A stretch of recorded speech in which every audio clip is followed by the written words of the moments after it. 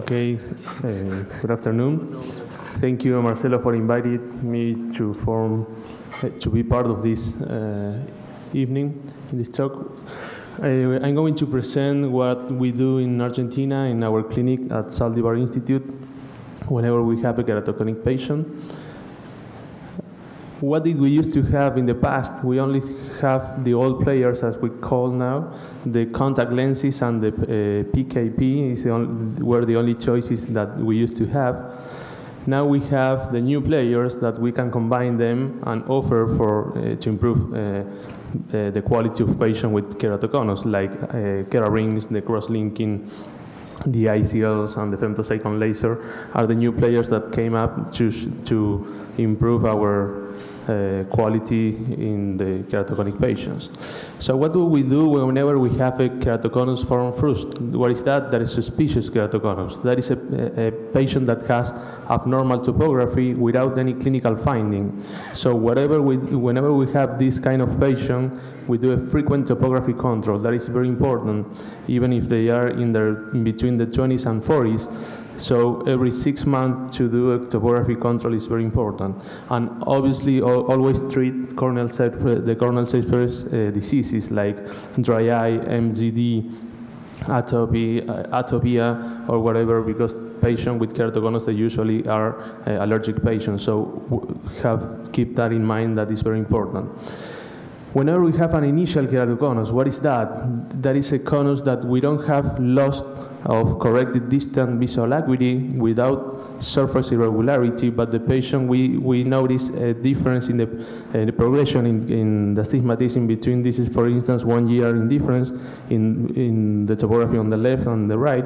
And then there we do a cross-linking. What do we do whenever we have a keratoconus stage 1, 2, and 3? Without evidence of progression, but with loss of corrected distant visual acuity and with loss of surface regularity. So we do the Kerarings and frequent topography control. This is a case, for instance, we are seeing there a surgery done with the intralace, the femtosecond laser that came up to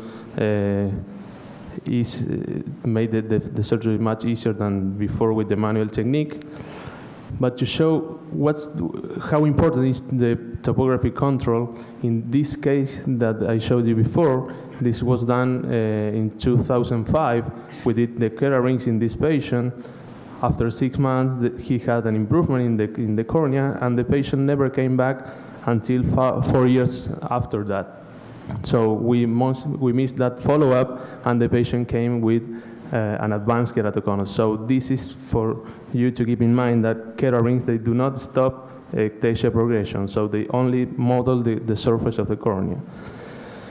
So if we have a keratoconus stage 1, 2, and 3, but with evidence of progression, with loss of corrected distant visual acuity, and with surface irregularity, like in this case from 1 year to the other year, with 1 year of difference, so in that case we do Kerarings and simultaneous cross-linking.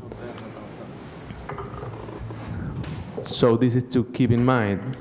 ICR, they only regularize corneal surface. We are seeking that is our main objective in these keratoconic patients. And the cross-linking, they improve biomechanical properties. So they are not complementary, they are not competing technologies, they are complementary techniques, okay? So what do we do whenever we have an advanced stage 4 keratoconus? If we don't have E-drops, we go to an intralace deep anterior lamellar keratoplasty, and if we have eye drops, in most of the cases we have to convert to a PK with intralace also. But we always try to preserve the normal endothelium that keratoconic patients they usually have. And the clue, whenever we have a refractive error after the cross-linking or the ICR, when do we indicate an ICL in a keratoconic patient?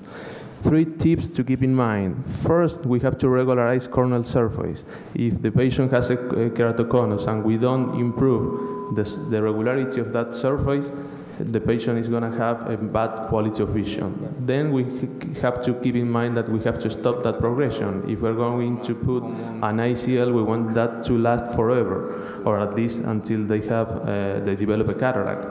And always, whenever you have a correcting distant visual acuity of 20/40 or better. Tranquilo. This is like an example, for instance, this patient of 25-year-old that has this topography with that corrected distant visual acuity with this high astigmatism and myopes. So after 1 year, we did the ICR and cross-linking, and after 1 year, this patient ends up with this refraction minus 425, 75 minus 1, 20/40. In this case, after 1 year of cross-linking, we indicate the ICL. We have realized it, everybody that has done sometimes any cross-linking, at the very beginning, they said that the cross-linking stopped working up to the first year. We have been realizing that you can still having changes after 3 or 4 years. So, but those changes are much less than at the very first year. So whenever we stop the progression of tachyphagia, then we send to Dr. Saldivar for the ICL. This is the case after the ICL, after 6 months. This case ended up with the 20/25 with that small refraction, 20/30 uncorrected. This is the second case with the initial PMD with that high astigmatism. So we did ICR and cross-linking. After 1 year, we sent for a toric ICL in this case, and we end up with this corrected visual acuity. So it's a very happy patient. This is a small video to show you how Dr. Saldivar used to implant the ICLs after we have rings. It's very important alignment in the toric ICLs is something that is the clue of this surgery, not only the technique but also the alignment. So it's very important to align this lens, because if you have any 5 degrees of rotation, you lose 15% of the efficacy of that ICL. So this was done, this is a previous one without the aquapore in the center, that now Dr. Saldivar is doing most of them with the aquapore, so you don't need anymore that iridectomy, but he usually performed that intraoperatorily. So to conclude, let's see. To conclude, the alignment is very important. This is a shame fluke image to see how nice they are, but the importance of the alignment. As the previous colleague showed, the difference in between the SI5 and SI6. The SI6 has a wider base that compensates the larger optical zone, and the triangular shape was changed to a scalene triangular shape. So whenever we plan an ICL or a phakic or pseudo-phakic ICL, we indicate a SI6 because you reduce the halos that sometimes the ICL patient also has. So the conclusion are that Keraring and cross-linking are excellent options for keratoconic patients. The earlier the stage of the keratoconus, the better the results with ICR and cross-linking, stage 1, 2, and some of the stage 3, never stage 4. Then in case with high refractive errors, we use toric ICL or ICLs, the regular ones, and we have reduced our needed for graft, notably in our practice with these new techniques. So, very important before ICL implantation, this is very important, so keep in mind regularize first the corneal surface and stop the ectasia progression, and then offer the ICL to that patient. Thank you very much. Thank you, Juan. Thank you, Juan.